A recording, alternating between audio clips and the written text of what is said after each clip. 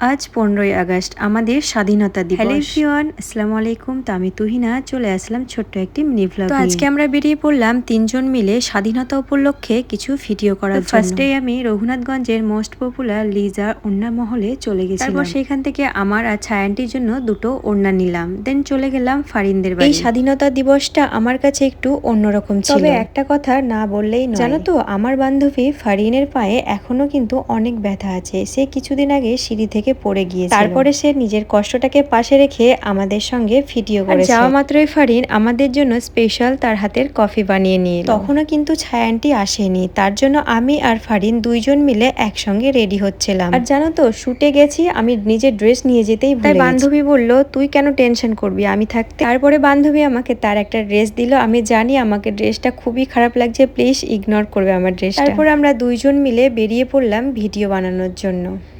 Handle ধরে ঠিক না ওই যাচ্ছি। আমার পায়ের অবস্থা এই দেখো, নেংড়াতে নেংড়াতে যাচ্ছি। ভিডিওগুলো আমরা করছি কষ্ট করে, সবাই একটু সাপোর্ট করো, ঠিক আছে?